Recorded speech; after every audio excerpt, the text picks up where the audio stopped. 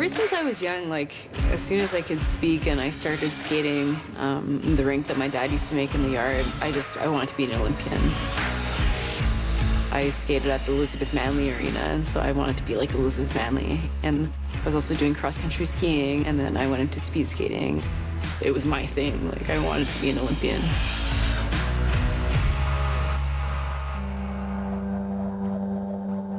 So I started in short track, and when I was 16, I had to move to Montreal to be at the National Training Center, and it wasn't what I expected.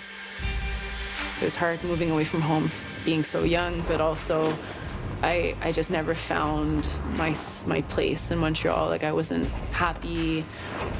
It was just too much for me at such a young age. After not qualifying for Vancouver in 2010, I moved home and I had quit the sport completely.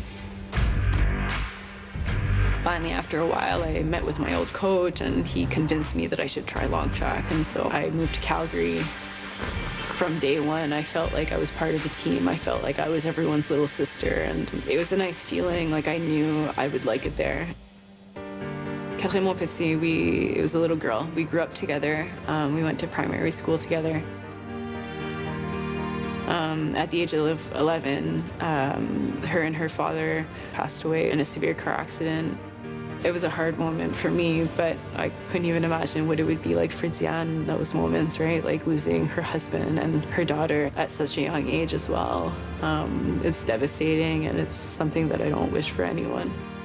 Diane always followed my career. She actually did a lot of figure skating herself. After Sochi Olympics, there was one interview that I had. I was asked the question, like, what is it like for funding? Like, are you struggling? Like, now that you're performing better and you're more dominant?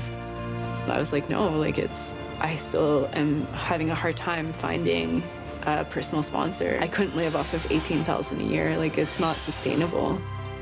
Diane saw the article and she's like, why can't I help her? Like, so she contacted me via Facebook. She wanted to offer me like double of my carding, and to me, I was like, that's what I make a year. Like, that's way too much. I didn't think it would come from her. I thought she would like find a company or something like that. And she's like, no, like, I have extra funding and I'd like to support you myself. After meeting with her, I felt like I needed to do something more. So I got a symbol made to put on my suit as a tribute to Catherine and to Michael. It's two birds. The first bird is a K, and the other one is shaped like an M. And every time I step on the ice for training or for competing, I frequently like look down at the symbol and think of Catherine. I used to be really stressed for money, just for equipment and for going to buy like food and supplements and whatever it was that I needed to perform well.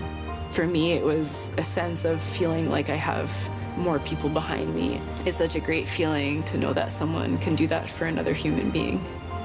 It kind of gave me an extra push as well. Okay, I'm not doing this just for myself. I'm doing this for my parents, for Diane, for Catherine. It's got more of a sentimental value to me now.